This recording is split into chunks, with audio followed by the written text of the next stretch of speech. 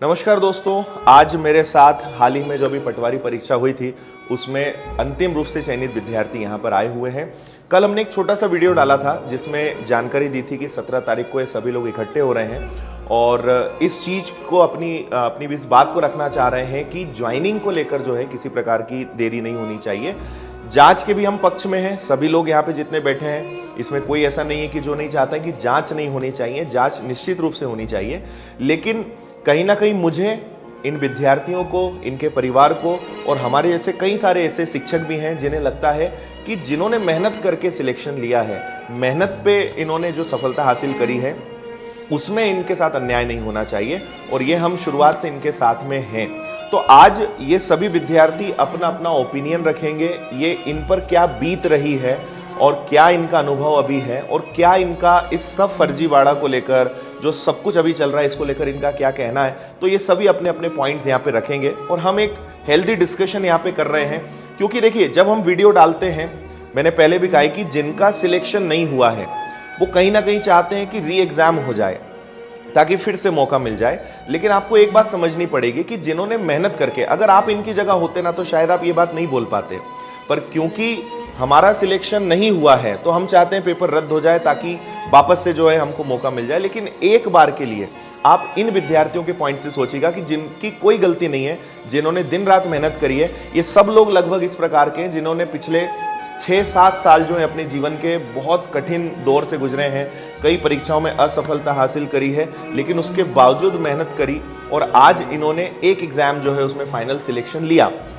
तो इस बात को हमें समझना पड़ेगा कि अगर ये रिजल्ट हुआ है, जो भी गड़बड़ हुआ है उसकी निश्चित रूप से जांच होनी चाहिए, लेकिन अगर ज्वाइनिंग में लेट होता है तो उन लोगों की क्या गलती है जिन्होंने मेहनत करी थी। तो ये फिलहाल अपनी बात रखेंगे, हम आगे और भी थोड़ी चर्चा करेंगे। मेरा एक ही निवेदन आप सभी से कि पहले पूरी बात सुने, थोड़ा ठंडे दिमाग से चीज़ों को समझें, एनालिसिस करें, उसके बाद कमेंट में अपनी किसी प्रकार की प्रतिक्रिया दें। निश्चित रूप से मैं मानता हूं कि कई सारे स्टूडेंट्स ऐसे भी हैं जिनका नॉर्मलाइजेशन में बहुत ज़्यादा डिफरेंस है मार्क्स का, कई प्रकार की चीज़ें हैं और हमारी वही मांग है कि इसको लेकर एक निष्पक्ष और साफ सुथरी जांच होनी चाहिए। क्योंकि अगर विद्यार्थियों के साथ कई सारे ऐसे कैंडिडेट निश्चित रूप से हो सकते हैं जो डिजर्विंग है, जो शायद इनके ग्रुप में शामिल होते या अपनी मेहनत के दम पे वो भी चयनित होते, कहीं ना कहीं ऐसे कई बच्चे हैं जो हो सकता है कि उनके साथ गलत हुआ हो। तो हम हमेशा जांच के पक्ष में, ये सभी जो लोग हैं ये भी जांच के पक्ष में, लेकिन थोड़ा सा इनके ऊपर क्या बीत रही है, इनकी क्या मांग है, उसके बारे में थोड़ा सा सुनते हैं। तो सबसे पहले आपके साथ शुरू करें। जब रिजल्ट आया तब घर में बहुत खुशी का माहौल था, लेकिन जब ये सब चीज़ें चालू हुई तब से घर वाले भी बहुत टेंशन में रहते हैं। हमेशा न्यूज़ चैनल चलता रहता है घर में, वो बार बार मुझसे क्वेश्चन करते हैं, उनके दिमाग में भी कई तरह के सवाल दौड़ते रहते हैं कि आगे क्या होगा। बार बार जब भी लाइब्रेरी से घर जाओ तब वो पूछते हैं कि बेटा क्या हुआ, आगे क्या होगा। अब वो इतने पढ़े लिखे तो नहीं है ना, अब वो उनको कौन समझाएगा। हम 6-7 साल से संघर्ष कर रहे हैं, 6-7 साल से हम चाहते हैं कि हमें ज्वाइनिंग के साथ जांच की जाए और ऐसा भी है कि हमें ज्वाइनिंग दी जाए, जैसा कि हमारे मामा जी ने बोला है 15 अगस्त तक ज्वाइनिंग देनी है। आप जांच करते रहिए, अगर हम किसी भी स्तर पर अपात्र पाए जाते हैं तो हमारी नियुक्ति रद्द की जाए। तो हम जांच के लिए तैयार हैं, हम जेन्युइन छात्र हैं, किसी भी प्लेटफॉर्म पे हम इंटरव्यू देने के लिए तैयार हैं। यहाँ तक कि आप हमारे पीईबी में 4 जो हमने एग्जाम दिए वो भी हम अपने रिजल्ट दिखाने को तैयार। सरकारी नौकरी में आना चाहता है लोग 6-6 साल 7-7 साल बाहर जाके हम तैयारी कर रहे हैं। सर मैं 2016 से बाहर हूँ, तो मैं तैयारी करूँ कि मैं मेरे फैमिली के लिए, मेरे समाज में एक रिस्पेक्ट इस चीज़ की। जैसे तैसे इस एग्ज़ाम को क्रैक किया है, बच्चे को संभाल के, परिवार वालों को संभाल के, बड़ी मेहनत से रात को 2-2 3-3 बजे तक जाग के मैंने पढ़ाई की है। बड़ी मेहनत के बाद में ये पटवारी पद मिला और इसमें भी अब नियुक्ति के लिए लड़ना पड़ रहा है। और हम बस यही चाहते हैं कि हमने बड़ी मेहनत से ये जो पोस्ट हासिल की है वो पोस्ट, उस पोस्ट पे हमको जल्द से जल्द नियुक्ति दी जाए। 2 दिन बाद पता चलता है कि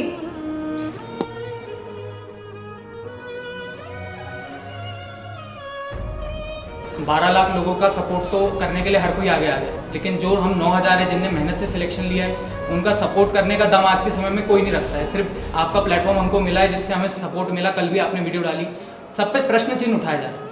अब जो 12 लाख लोग हैं, जो हम ये नहीं कहते कि वो लोग काबिल नहीं थे, लेकिन आप जो जिनने मेहनत करी उन पे आप प्रश्न चिन्ह कैसे उठा सकते हो? आप वेरीफाई कर लीजिए, सब कुछ कर लीजिए। न्यूज़ पे आके हम लोग डिबेट पे अपना पक्ष रखने के लिए तैयार हैं। व्यापम ने अपनी तरफ से सफाई भी दी है कि हमने एक एक चीज़ की इंटरनली इन्वेस्टिगेशन की है। जिसका नहीं हुआ उनके साथ भी हमारी संवेदना है, वो आगे जाके और एग्जाम्स की तैयारी करेंगे, और भी MP में एग्जाम्स निकलेंगी, सेंट्रल लेवल पे एग्जाम्स निकलेंगी, उसमें आप लोग ज्वाइनिंग ले। आप ऐसा मत कीजिए कि आप जो चयनित है उनके खिलाफ खड़े हो जाए। देखो, एक चीज़ और मैं इसमें बताऊं आपको, हमारा मेन उद्देश्य क्या है जो हमने आंदोलन करा या इतने सारे बच्चे इकट्ठे हुए, हमारी दो चीज़ें हैं भाई। पहला, एक चीज़ को लेकर हम शुरुआत से खड़े हैं कि जिन्होंने मेहनत करी है उनके साथ गलत नहीं होना चाहिए।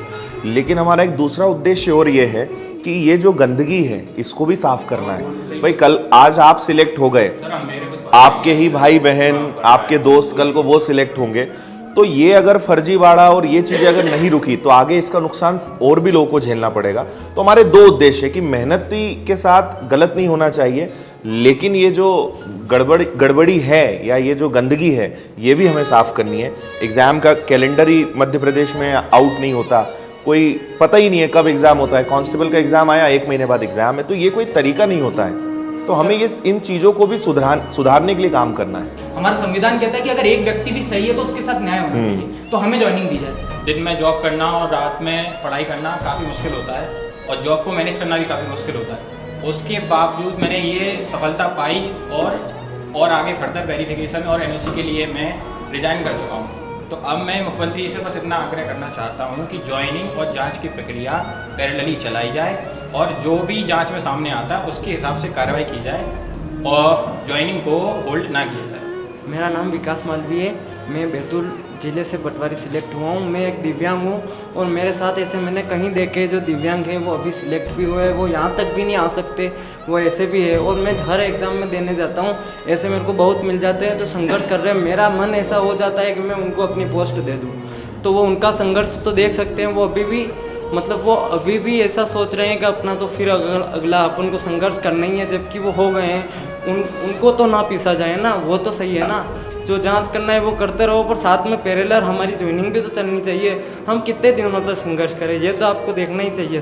मैं ये भी कहना चाहूँगी कि इतनी असफलताओं के बाद ये सफलता मतलब मुझे मिली है, क्योंकि 4 से 5 साल से मैं स्ट्रगल इतना कर रही हूँ, और मतलब साथ में जॉब भी करती थी, और फिर उसके बाद फिर टाइम निकाल के मैंने जैसे तैसे करके ये सिलेक्शन हासिल किया है। पर आज मेरी स्थिति ऐसी हो गई है कि हम हमारे पेरेंट्स से मतलब आंखें नहीं मिला पा रहे हैं कि मतलब वो उनको देख के ऐसा लगता है कि इतनी मायूसी है हर जगह, क्योंकि 2 दिन तक तो मतलब खुशी थी, उसके बाद फिर एकदम से ये चीज़ें हुई हैं और इतनी नेगेटिविटी हो चुकी है। तो मेरा सभी से यही है कि हम किसके विरोध में नहीं है, बस हमको ये है कि हमारी नियुक्ति जल्द से जल्द दी जाए, और जल्द से जल्द मतलब हम उस पद पे तो सर हमारे जो सिलेक्शन है, करियर है, इसका भी फ़िलहाल में राजनीतिकरण हो रहा है। अलग अलग मांगे उठ रही है, कभी कुछ बोला जा रहा है, कहीं कुछ बोला जा रहा है, मतलब बातों को बहुत ज़्यादा बढ़ा चढ़ा कर फैला कर बताया जा रहा है। तो हम सब लोग यहाँ अपना इसलिए पक्ष रख रहे हैं कि हम भी सामने आए, हम बताएं कि हम फर्जी नहीं हैं, हमने बहुत मेहनत से सिलेक्शन लिया है, और हमारा हक है कि हमको टाइम पर नियुक्ति मिले। मेरा मतलब सभी से ये भी निवेदन है कि जो भी लोग देख रहे हैं कि मिस इन्फॉर्मेशन कहीं से फैल रही है, तो प्लीज़ आप उस मिस इन्फॉर्मेशन को भी रोकिए। मतलब आप भी हम में से कोई एजुकेटेड ही हैं, हम भी मतलब आप लोगों के साथ हैं, ये हमारे भविष्य का भी सवाल है। तो इतने ज़्यादा मिस इन्फॉर्मेशन पे भी आप लोग मतलब थोड़ा मतलब फैलाएं ना उसको इतना ज़्यादा, ये भी मतलब मैं कहना चाहूँगी। घबराए हुए हैं, बहुत भयभीत हैं हम जितने चयनित लोग हैं। हमें सर रात में नींद भी नहीं आती है, और सर ये हाल केवल हमारा नहीं है, हमारे घर का सभी का यह बहुत बुरा हाल है सर। मैं केवल ये चाहता हूँ, माननीय मुख्यमंत्री महोदय जी से मेरा निवेदन है कि आप जो भी जांच आप चाहते हैं निष्पक्ष रूप से जांच करें। हम सभी लोग इसमें जैसा आप चाहते हैं वैसा पूर्ण सहयोग के लिए हम सभी सहयोग करेंगे, और जो हम बधाई के पात्र होने चाहिए थे वो आज हम उपहास का पात्र हो रहे हैं। तो एक उस पर भी स्थिति क्लियर हो और तुरंत हमें नियुक्ति दी जाए। फर्जी सोशल मीडिया ग्रुप बना के हम, जिसमें उन्होंने लिखा हुआ है patwari selected candidates, ADO selected candidates, ऐसे ग्रुप्स में टीचर्स के खिलाफ, नेताओं के खिलाफ उल्टी सीधी बातें कर रहे हैं, अमर्यादित टिप्पणियां कर रहे हैं। तो सर प्लीज़ उन सबको मैं टीचर्स और सभी राजनेताओं से निवेदन करूंगा कि कृपया एक बार जांच परख जरूर लें। वो हम नहीं हैं, हम किसी के साथ गलत नहीं कर रहे हैं, हम किसी का उपहास नहीं कर रहे हैं। हम तो सिर्फ और सिर्फ अपने हक की लड़ाई लड़ रहे हैं। सर मैं IIT DAVV कॉलेज से हूँ। मेरे कॉलेज में बहुत प्रतिष्ठित प्राइवेट कंपनियाँ आती हैं जो कि 12-12, 14-14 लाख के प्लेसमेंट्स देती हैं। मेरे घर वाले चाहते थे कि मैं गवर्नमेंट जॉब करूं, इसलिए मैंने सिविल सर्विसेज के लिए प्रिपरेशन चालू करी। सभी लोगों ने अपनी तरफ से 100% मेहनत करके ये इस मुकाम तक पहुँचे हैं कि वो उन्होंने सिलेक्शन लिया है।